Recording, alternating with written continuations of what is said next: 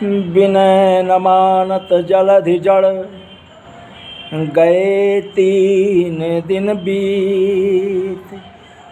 बोले राम सकोपि तब, भय बिनु होई न प्रीति।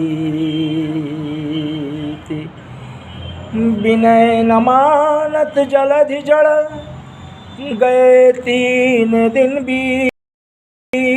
बोले राम सकोपि तब, भय बिनु होई न प्रीति। राम ने क्रोध किया और कहा कि लक्ष्मण, निकालो बाण, सोख लेते हैं समुद्र को। जैसे धनुष पर बाण को चढ़ाया और खींचा, थर थर कांपता हुआ ब्राह्मण का रूप धारण करके समुद्र उपस्थित हो गया और कहा, प्रभु त्राहि माम शरणम, त्राहि माम शरणम, त्राहि माम शरणम। प्रभु आदेश कीजिए प्रभु। भगवान ने कहा, आदेश, 3 दिन तक मैंने तुम्हारी प्रार्थना की पर तुम उपस्थित नहीं हुई।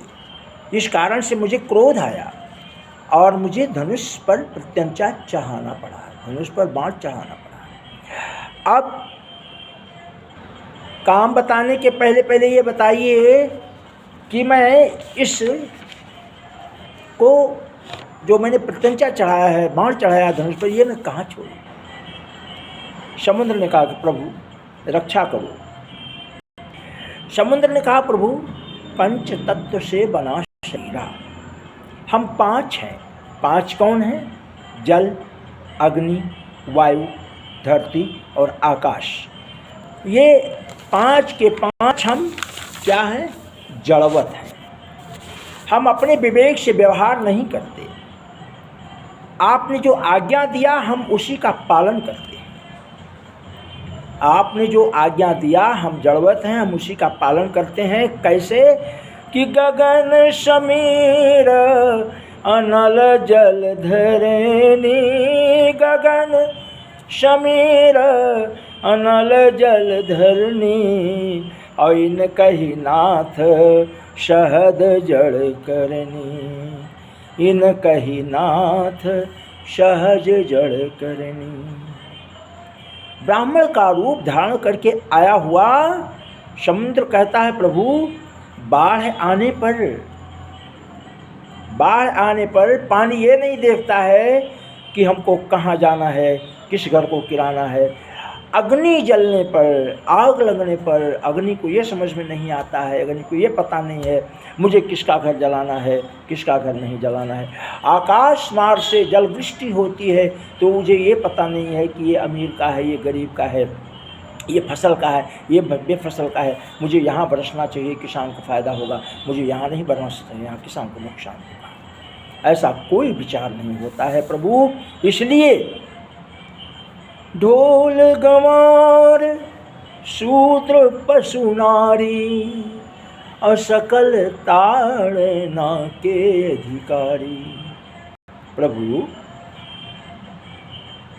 वर्तमान समय में ये जो चौपाई है बाबा तुलसीदास जी के द्वारा लिखित, इस पर समाज में बहुत सारे लोग विभिन्न तरह की बात करते हैं, बड़ी विवादित चौपाई है। लेकिन उनके समझ में ये बात नहीं आती है कि यह रामचरितमानस बाबा तुलसीदास जी अवधी भाषा में वर्णन करते हैं, लेकिन वो राजनीति लोग यह व्यक्त करते हैं, राजनीति करने वाले कुछ लोग यह व्यक्त करते हैं।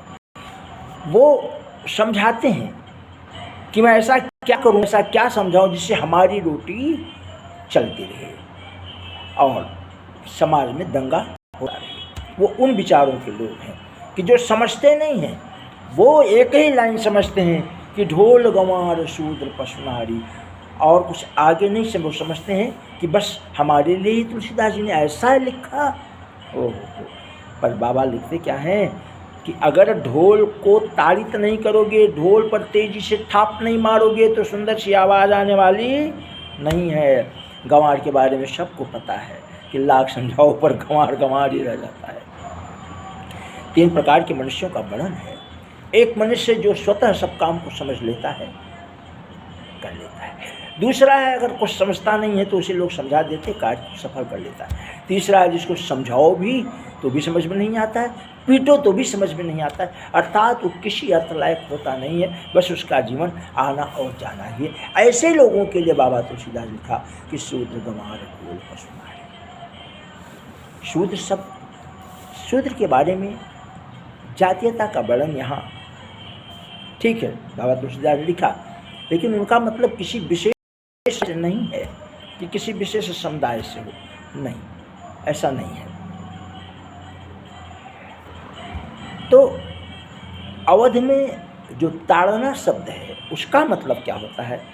ताड़ना शब्द का मतलब होता है अवधी भाषा में कि हमने समझ लिया, हमने भांप लिया आपको, हमने आपको जान लिया, हमने आपको देख लिया।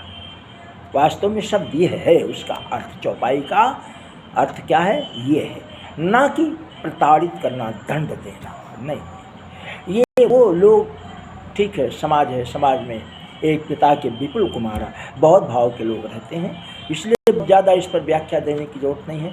और ना मैं उतना समझदार हूँ, ठीक है, मैं बहुत ज़्यादा इस पर नहीं बोलना चाहता, इतना ही बोल रहा हूँ कि चौपाई का अनर्थ नहीं किया जाए।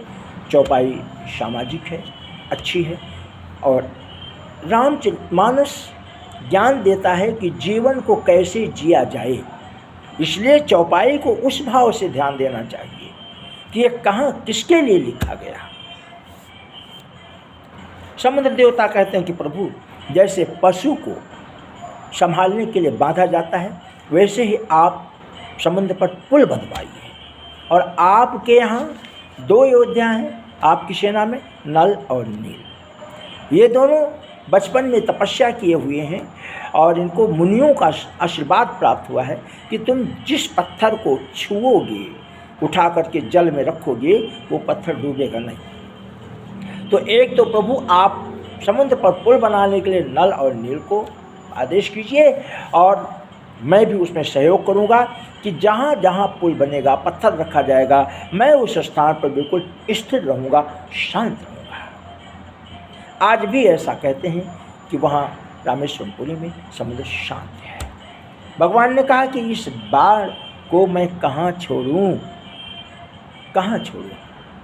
तो समुद्र ने कहा कि प्रभु यहीं शरमम उत्तर तटवासी, यहीं शरमम उत्तर तटवासी, हतहु नाथ खल नर घुरासी।